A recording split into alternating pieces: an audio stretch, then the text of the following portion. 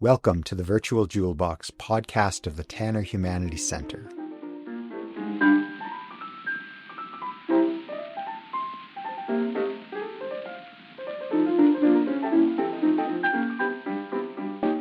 I'm Scott Black, Director of the Tanner Humanities Center, and I'm delighted to welcome you to our conversation with Paul Reeve and Jordan Watkins about Paul's book, co-written with Christopher Rich and Legine Purcell Carruth, This Abominable Slavery, Race Religion in the Battle Over Human Bondage in Antebellum, Utah. Paul Reeve is Professor of History in the Simmons Chair of Mormon Studies at the University of Utah. He is the author most recently of Religion of a Different Color, Race in the Mormon Struggle for Whiteness, and Let's Talk About Race and the Priesthood. He is also general editor of the database Century of Black Mormons. Jordan Watkins is Associate Professor of Church History and Doctrine at BYU. He is author of Slavery and Sacred Texts, the Bible, the Constitution, and Antebellum Historical Consciousness, and is an editor of a volume in the document series of the Joseph Smith Papers. Welcome, Paul. Thank you. Good to be here. Welcome, Jordan. Thank you. Great to be here. Okay, so I'm excited to talk about your book. It's a great book, and I look forward to our conversation. We're going to start with some questions about slavery in Utah, considering that's the topic of the book. But first, I wanted to ask you about co-authoring, just the experience of, there are two other authors listed here, and maybe you could just briefly talk about what that experience was like. Yeah, sure.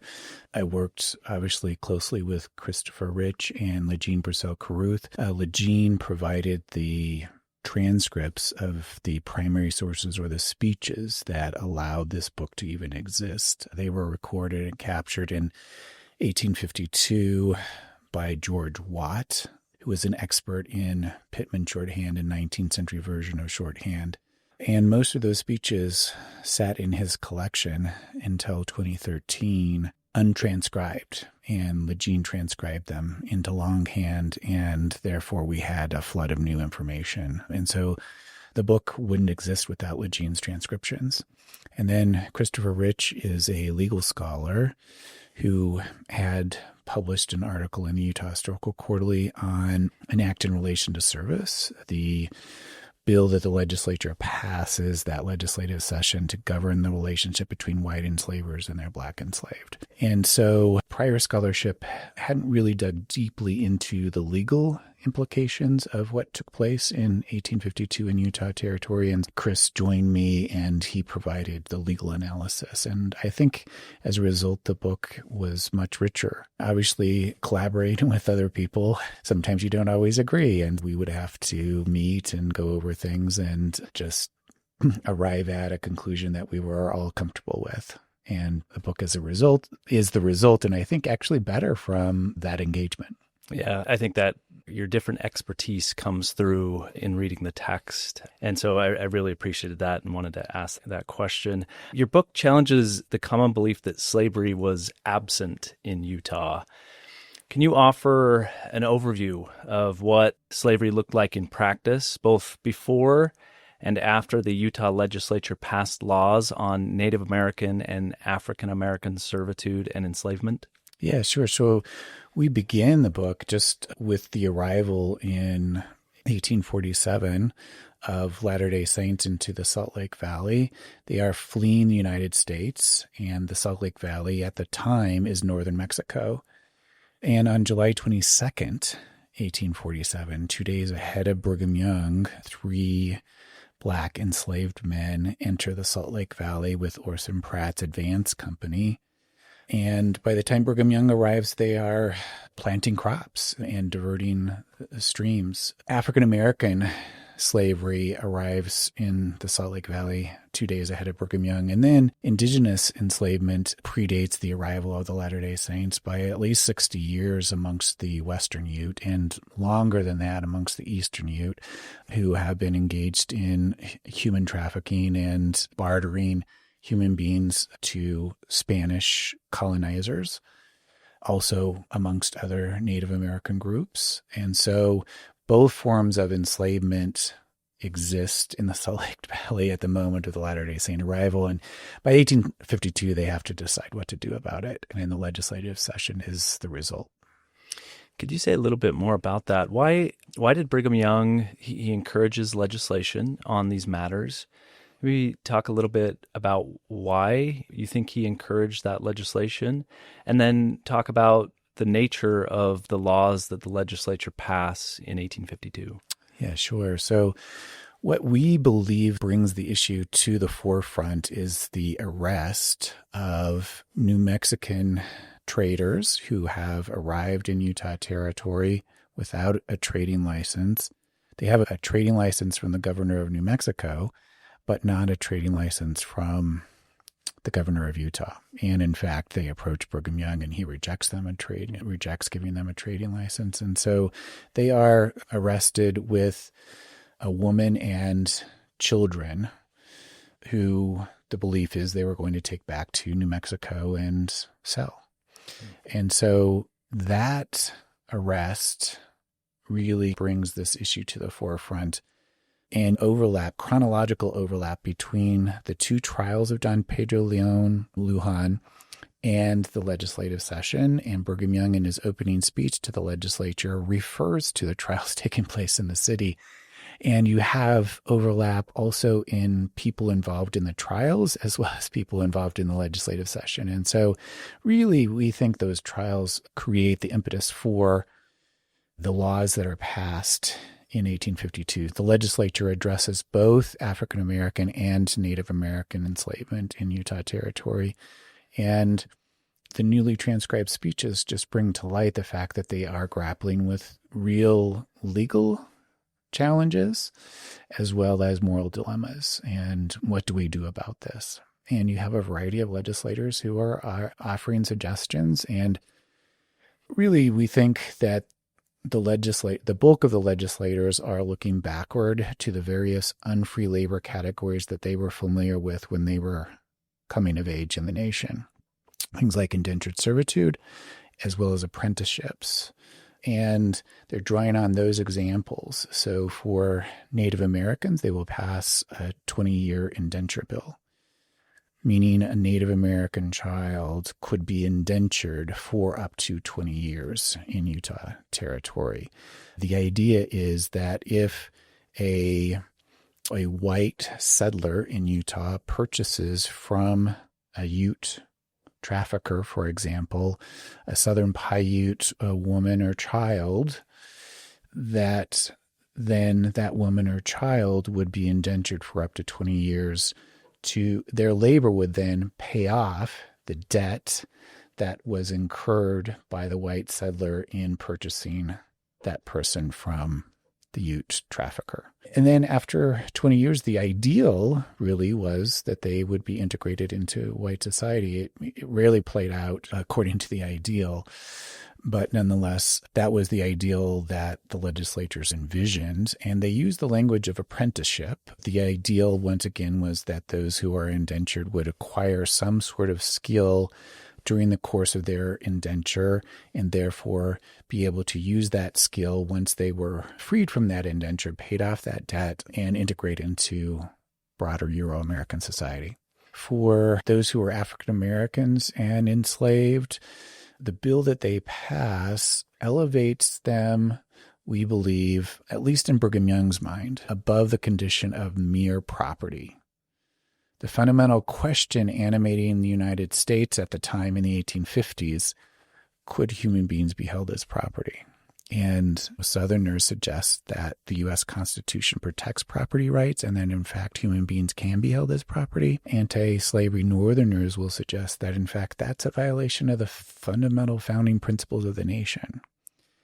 And that question proves to be unsolvable except for by the loss of 600,000 lives in a civil war. And at least in Brigham Young's mind, we suggest that he wants to elevate those who are enslaved above the condition of mere property. So the bill that they pass grants those who are enslaved in Utah Territory, African American enslaved, it grants them some rights. If you have rights, you're not mere property. But it frees no one then enslaved. He will call it servitude rather than slavery. There are other legislators, particularly Orson Pratt, who reject those fine distinctions and simply say this is all slavery, even the indentured servitude amongst the Native Americans. So the book just draws out this debate, but it situates it within this 1850s context where the nation itself is grappling with these same questions. Yeah, your comments there raise or lead to a couple of other questions. One is something you've commented on regarding the primary sources that the book is rooted in. Perhaps you could say a little bit more about the origins of those sources, their recovery. You've said a little bit about their transcription, and maybe identify some of the most valuable or revealing of those sources. Yeah, it's rare that historians have roughly 60 to 70 pages of newly transcribed sources that no prior historians had access to. That's the basis for this book. And then we went beyond those transcribed speeches to look in state archives for examples of Native American indentures or African American enslavement documents according to the requirements of the laws that were passed. And that primary source base becomes what we base the book on. And the origins of this, I was doing research for A Religion of a Different Color, which Scott mentioned in the introduction, and I was trying to figure out when Brigham Young said what about the racial priesthood and temple restrictions within the Church of Jesus Christ of Latter-day Saints. And I had zeroed in on this 1852 legislative session, and I simply submitted an inquiry to the LDS Church History Department. Is there a Pittman shorthand version of Brigham Young's speech, either 5th of February or 5th of January, 1852? And in the meantime, I had passed on a draft of that chapter in my book to Christopher Rich to look at. And he wrote back and he said, I really think it's the 5th of February for that speech. And I got a response from the LDS Church History Library that there was no Pittman version of a January 5th speech, but they didn't address 5th of February. So I resubmitted the question and only asked about the 5th of February. And that question led to then the uncovering of a file in George Watt's collection that had sat really in his papers from 1852 until 2013, when then Legene Carruth, who is a Pittman shorthand expert who works for the LDS Church History Library, transcribing these Pittman speeches that were recorded in the 19th century. And really, it's a lost skill. She's really one of a handful of people on the planet that can still read Pittman. And to the LDS Church History Library's credit, they immediately transitioned Legene to this folder. And it was just a process of sitting on pins and needles for the next several months as new speeches would come in from Legene. And, it just reveals a debate that was taking place, profound questions that were being debated, both theological questions as well as legal questions in 19th century Utah. And as a result, I think we know a lot more than we did before about racial priesthood and temple restrictions in the LDS faith, but also about human bondage in 19th century Utah. So I would point to Orson Pratt's strident anti-slavery speech as really, I think, one of the gems that come out of this. He is stridently speaking out against any form of unfree labor. In his mind, it's all slavery. Yeah, you can make distinctions about indentured servitude, but he still says that 20-year indenture is really 20 years of enslavement. And you can make fine distinctions between servitude and slavery,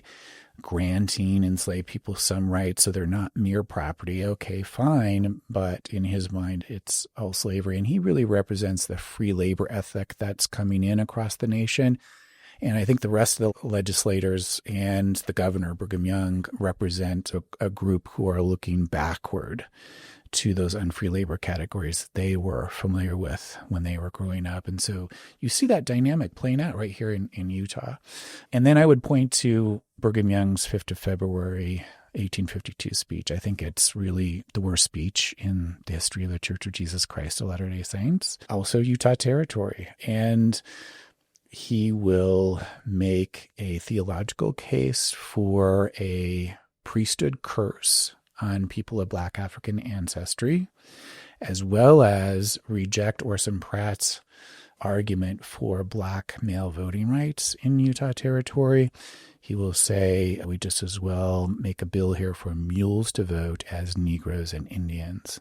And so you see some really strident racism that emerges in that speech, and it's really drenched in racism. And Brigham Young is using existing racial notions from the Hebrew Bible to justify what he considers a curse of Cain and then a curse of Ham. And he's using that to justify racial priesthood restriction for men of Black African ancestry within the LDS faith, even though Joseph Smith, the founder of the faith, had sanctioned the ordination of Black men to the lay priesthood. So really, he's moving the faith in a different direction theologically, and then he's arguing for these unfree labor categories at the same time. And so that 5th of February speech, I think, is noteworthy for what it represents on those two counts. And so I think those two speeches alone were just really important new evidence for people to consider and to contextualize what took place in Utah Territory. Yeah, I recall just a couple of years ago reading these transcriptions for the first time, and it was a remarkable experience because you're right, this is rare to find this kind of cachet of documents for a historian, but very exciting and very illuminating for the reasons that you've articulated. You mentioned Orson Pratt and the speech he gives. The title of the book is This Abominable Slavery, and then there's a subtitle. This Abominable Slavery is a quote from Orson Pratt. Perhaps you could say just a little bit more about him, the context of that statement, his response, or rather what he articulates in terms of religious motivations for his approach to this issue, and maybe even why did you choose this phrase for the title of the book?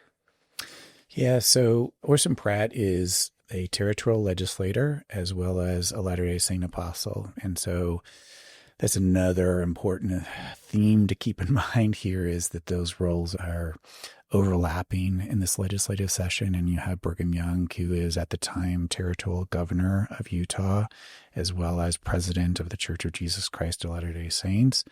And yeah, religion and politics are heavily intertwined in this legislative session. And Orson Pratt, like I mentioned, really rejects these unfree labor categories. And this abominable slavery is what he calls the proposed act in relation to service, the bill that is designed to govern the relationship between white enslavers and their Black enslaved. And he wants the bill rejected entirely, is his initial proposal. And then he zeroes in on the third section of the bill to argue against it. And he will develop an argument that rejects longstanding Protestant justifications for enslavement, where Protestants and Christians are drawing upon the Bible and suggesting that the curse of Ham is justification that the Bible sanctions enslavement. Orson Pratt will simply say, look, there may be curses that God administered in ancient times, but they are specific to those times and places. They have nothing to do with 19th century Utah Territory or the United States. Curses, in his estimation, as he unravels this speech, are not multi-generational. Yeah, there may have been something applied in the Hebrew Bible to Ham, right? However you want to interpret those verses, right? They're some of the most overtly stretched verses in all of Scripture and used to justify the enslavement of an entire race of people. And he rejects that reading of the Bible, which I think is really important. And Brigham Young is defining people of Black African ancestry as cursed. And Orson Pratt is defining them as inherently innocent. He calls them innocent Africans.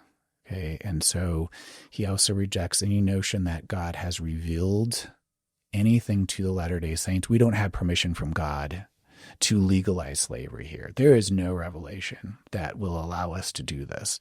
So he is using legal arguments, and he's using theological arguments to argue for a free labor ethic in 19th century Utah. That gives us a nice sense. Sometimes I think we think of Utah as in this period as very monolithic, but there is disagreement and debate at the highest levels of the church and the territorial leadership, and religious debate and disagreement. So I think that's a really fascinating aspect of this book.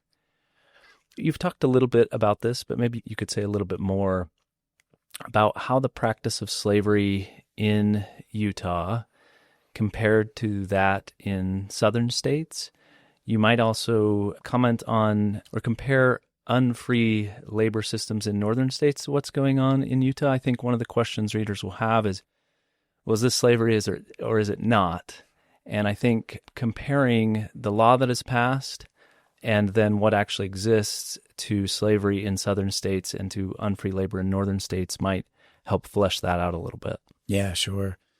The case that we try to make is that, at least in Brigham Young's mind and likely in other legislators' mind, although for the debate and over the act in relation to service, the Black Servant Code, we don't really have a lot of other legislators weighing in, but we do have a sense really of Brigham Young and Orson Pratt's position. And Brigham Young is arguing that chattel slavery or human beings as property is not something that he is interested in. And so the law that emerges does grant those enslaved people some rights. So it is different from a chattel slave law that existed in 1852 in the Antebellum South. Legally, it is different. And we bear that out. So, for example, we think that Section 3 of the law, which would have passed on the condition of servitude to the next generation, is modified in response to Orson Pratt's strident anti-slavery speech, that they do make a really significant change. They remove 18 words from the law, and we found the original draft of the law, and we found those 18 words crossed out, and those 18 words would have passed on the condition of servitude to the next generation. Frustratingly, they don't replace those 18 words with positive language that says, and therefore the condition shouldn't pass on to the next generation. I wish they would have. It would have made it crystal clear, but we still think that's compelling evidence that their intent, the intent of the law, is that the condition of servitude not pass to the next generation. The law only lasts for 10 years in Utah Territory, so we don't really have evidence to know that it would have played out that way, because even someone born in 1852 would have only been 10 years old, and what was their condition as they're still living in the household that they were born into, were they considered enslaved? But nonetheless, we think that could make this bill into a conservative form of gradual emancipation, meaning that those who are born to enslaved parents after they arrive in Utah Territory would not have inherited the condition of their mother. It was typical in slave codes in the South. The law also stipulates that an enslaver who wants to sell their enslaved person can't do so without the enslaved person's consent. If you have consent, you're not mere property. You can't take an enslaved person from Utah Territory without their consent. And if you have consent, you're not mere property. So it does grant them some rights. And if you have some rights, it's legally distinct from enslavement codes in the South. It also requires that enslaved people have to be educated. And slave codes in the South simply outlaw the education of enslaved people. And Utah's bill requires that they be educated. How did that play out in practice? We couldn't find evidence. Were they being sent to school? We don't have school rolls or anything like to be able to verify that, but nonetheless, the law required that they be educated. Also distinct from enslaved codes in the South. It criminalizes black-white sex, not just interracial marriage, but sex. And it's aimed at white enslavers, criminalizing white enslavers who are raping their black enslaved. And it outlaws that as well. There are distinctions bound up in this law, but it frees no one then enslaved. So you can arrive in Utah Territory as an enslaved person. The law says you're supposed to arrive of your own free will and choice. How does that play out in practice is an open question, right? We don't have evidence of any of that. And how much consent does an enslaved person have? But nonetheless, we try to understand the law from the perspective of the legislators who passed this law, and also from the perspective of those who were enslaved. And if you are enslaved, we make the case, right, that we don't think anyone who's enslaved in Utah Territory wakes up the day after this law passes and says, my life is so much better now. I've been legally defined as a servant and granted some rights. But we do find one court case in which those rights are actually upheld when an enslaved man was attempted to be taken from the territory against his will. The law worked. It did not allow him to be removed from the territory. But we only found one court case where it plays out. And so it's really hard to suggest how it functioned in practice, but the evidence that survives, right, suggests, right, there are legal protections put in place. Another question related to the one I just asked. I think the book does a wonderful job of contextualizing unfree labor in the United States in the decades preceding the passage of this law. And that is a really useful lens. But the book also talks about the context of the American West. So slavery is usually discussed as a north-south thing, and your book is highlighting that it also exists in the West, and there have been other scholars who've tracked slavery's existence in other Western states and territories. How does the law that is passed in 1852 in Utah Territory relate to other laws in the American West?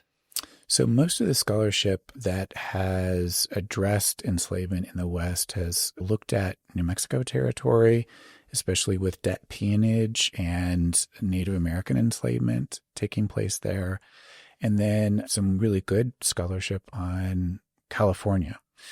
The Compromise of 1850 ostensibly admits California into the Union as a free state, and then allows popular sovereignty in the other two political entities carved out of the Mexican Cession at the end of the U.S. war with Mexico. And that's Utah Territory and New Mexico.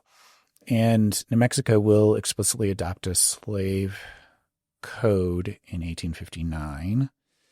And California, the scholarship, not our own, the existing scholarship suggests California is not as free as we might have imagined. There's a whole contingent of Southern enslavers who are in California, and they are elected to the legislature. They attempt to create a Southern slave state out of the southern part of California.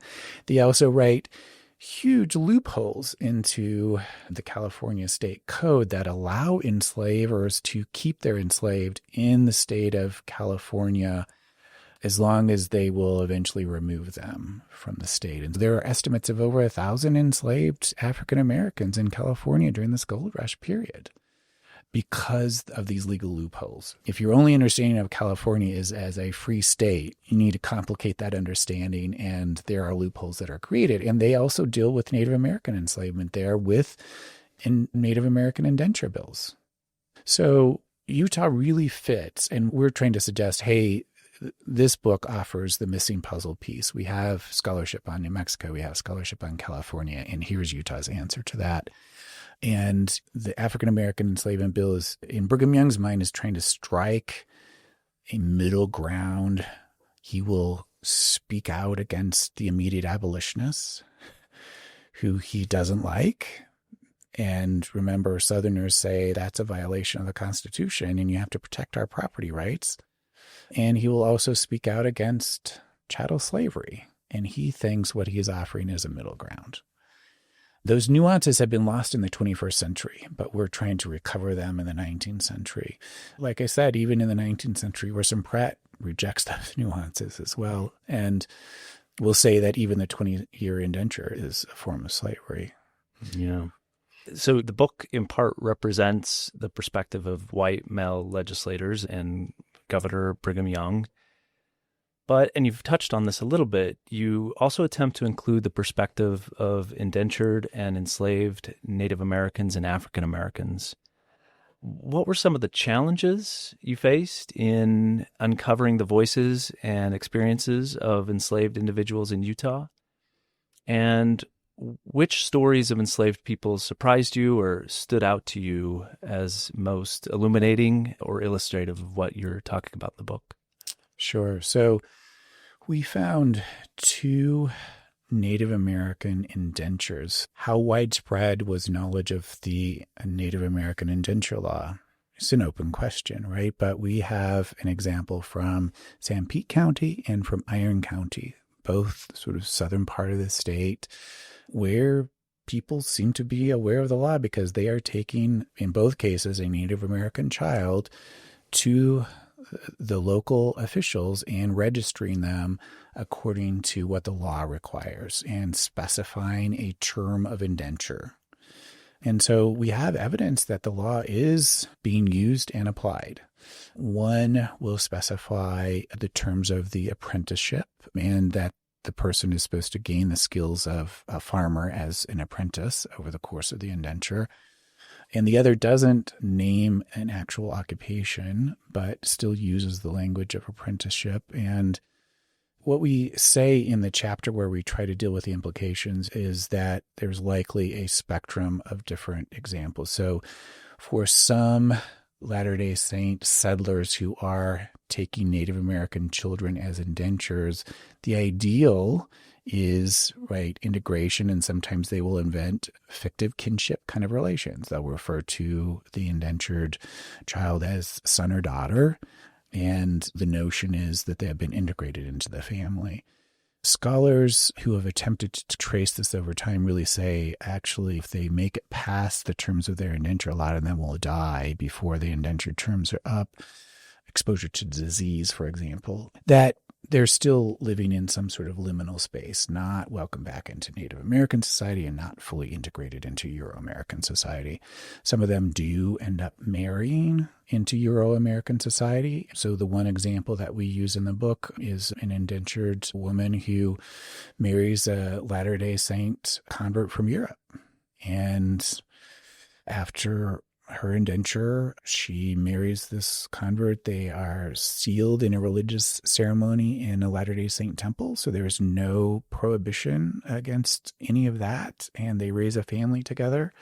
And she seems to be integrated into Euro-American society. We have other examples where we have a probate record in which a Latter-day Saint settler in southern Utah dies and his property goes into probate, and 2 Native American children are listed amongst his property with a dollar value. Not listed amongst his children, listed amongst his property, along with the shovels and the grain and those kind of things. A variety of examples that we try to ferret out. You asked about the challenges for this chapter. The real challenge is we have no African American enslaved person or no Native American enslaved person who is offering us a first-person account. We do have a belated remembrance by Alex Bankhead, who was enslaved, who says basically, yeah, enslavement in Utah Territory wasn't much different from enslavement in the South. I think it's important to note there are no large-scale plantations because the Western environment is just not conducive to that. But nonetheless, the labor requirements, I think, is what he's referring to. So, yeah, the lack of those kind of voices are the challenges. For an African-American example, we lead out that chapter with Tom, who is enslaved in the South, and his enslaver passes away. And he is left to his enslaver's son, Hayden Wells Church, who is at the time in Europe. And on his way home, he stops and picks up Tom as his inheritance. So Tom is removed from any potential family, friend groups, the place that he grew up in, and is brought to Utah Territory by his enslaver. After he arrives in Utah Territory, he will be baptized into the Church of Jesus Christ of Latter-day Saints. He arrives in 1852, so this is after the law is passed. Was he asked for his consent? The law stipulates that he's supposed to arrive of his own free will and choice. And he dies in 1862, just a couple of months before the United States Congress outlawed slavery and involuntary servitude in all U.S. territories. And so that law would have legally freed Tom 2 months before, but he dies 2 months before that law is passed.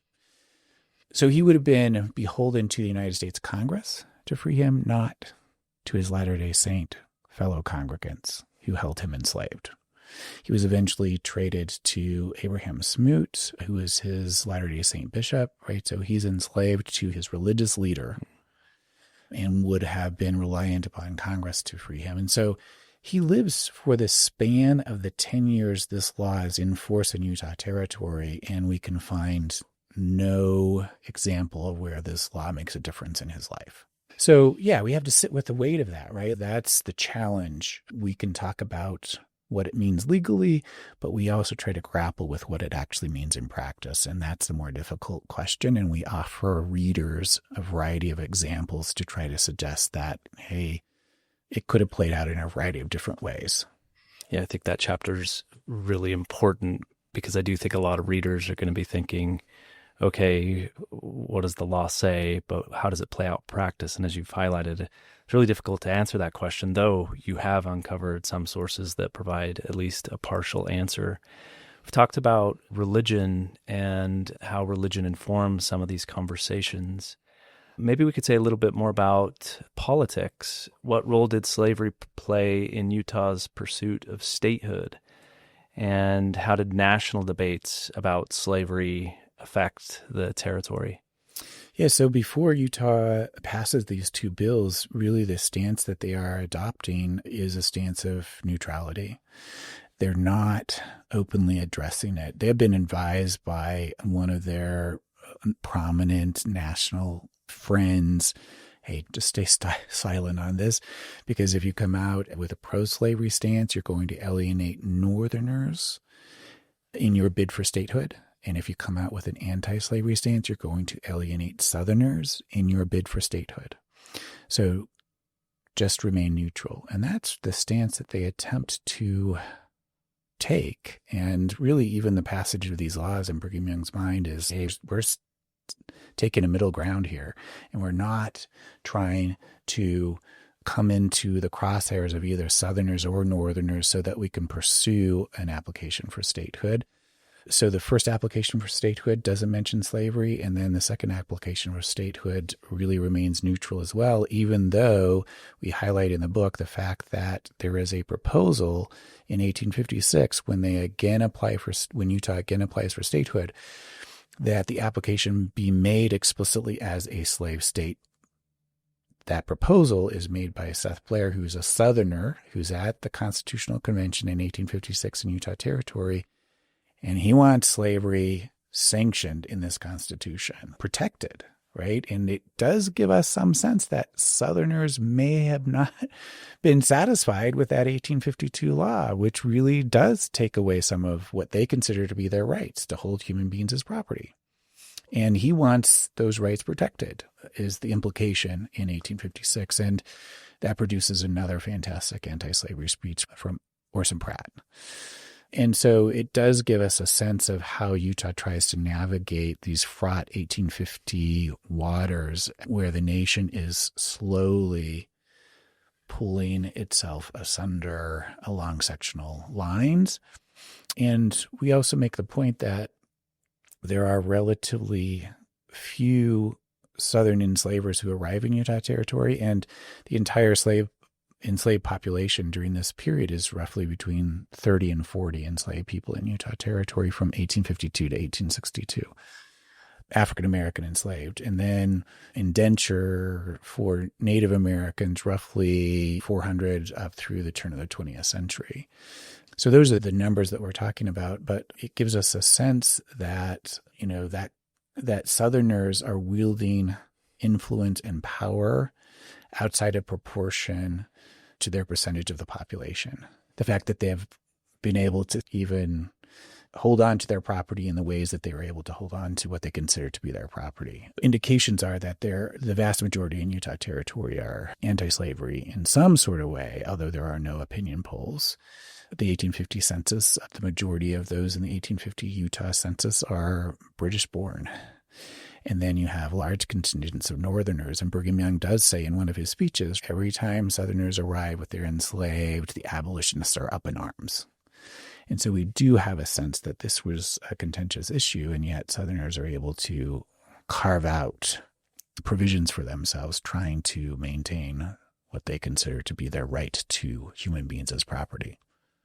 Do you think Brigham Young's approach there is, someone might say, if there were relatively few Southerners, relatively few enslaved peoples, and Brigham Young was fundamentally opposed to property in man, like, why not just end the practice? Or even why feel the need to pass legislation if his sense is that this is a free soil territory? Do you think it's the broader national question and how Utah might appear to Easterners? Yeah, I think those are questions that are on his mind. I think Brigham Young is attempting to hold his religious flock together.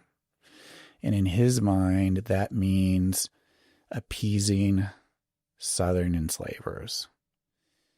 What he's not calculating is that Black people, including enslaved Black people, are also a member of his faith. So he's placing white enslavers as a priority over their Black enslaved in terms of who he wants to hold in the faith.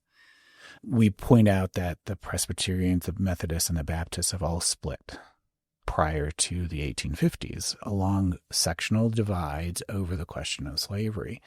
And some historians have argued that they are really the canary in the coal mine in terms of the sectional divide that will divide the nation politically. Let's divide the nation religiously before that. And that's kind of Brigham Young, that's on his mind, right? He says that in one of his speeches. And so he is really trying to hold his faith together, but in taking a stance that Orson Pratt would have favored and not legalizing any form of unfree labor in the territory, Brigham Young doesn't seem to recognize that he could have endeared African-American Latter-day Saints more completely to the faith and won more converts even.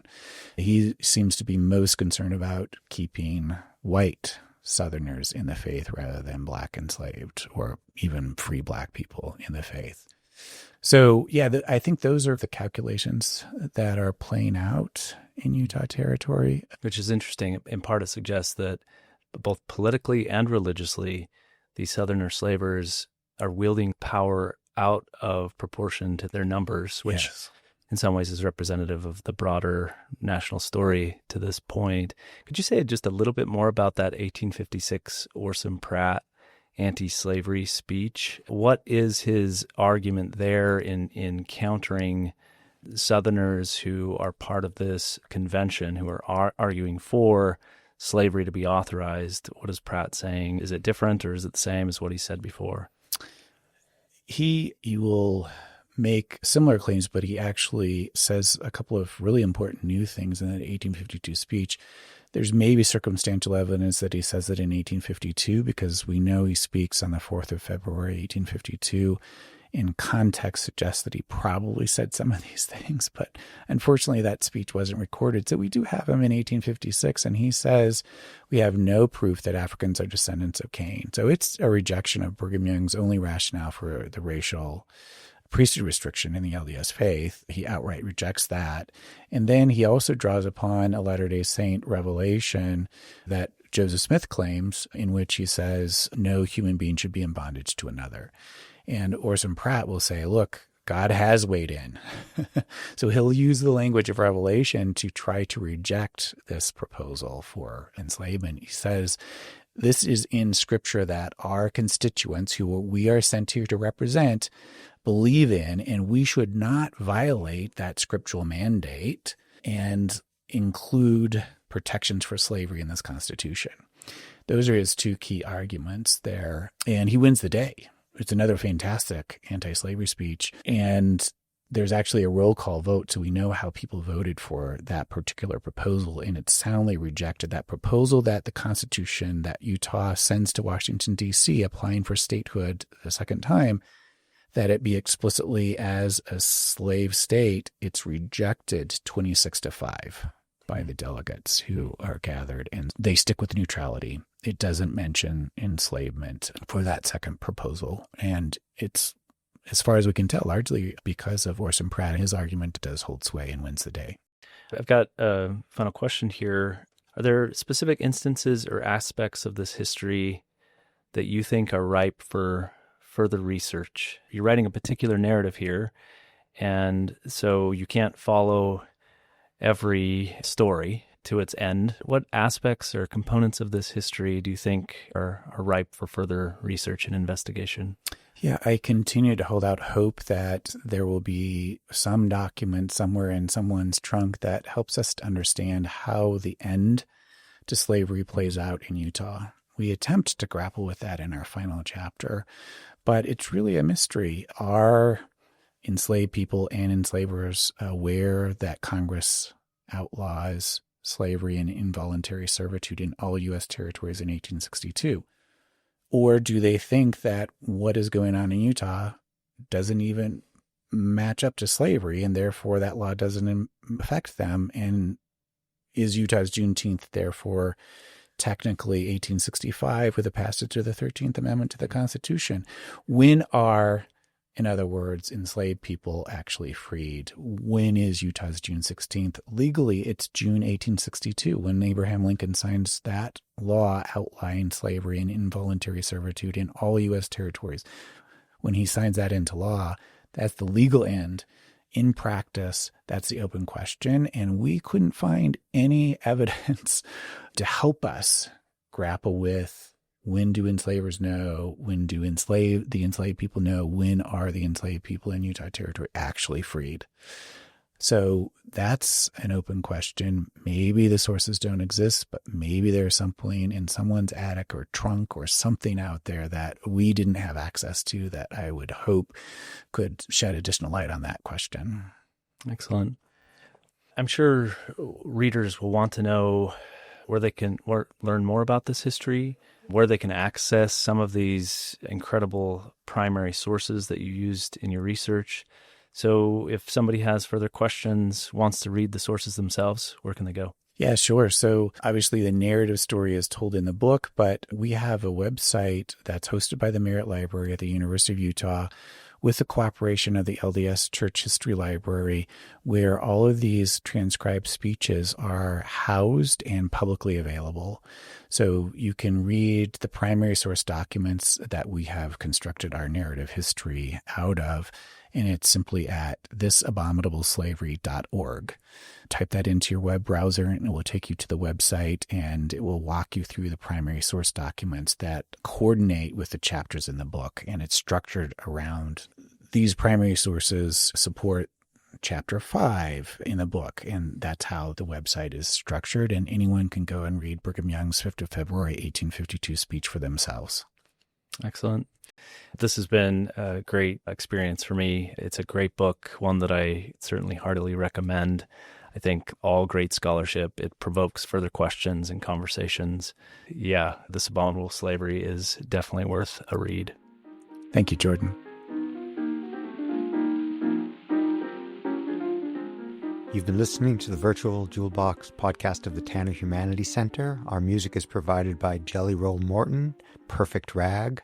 Thanks for listening.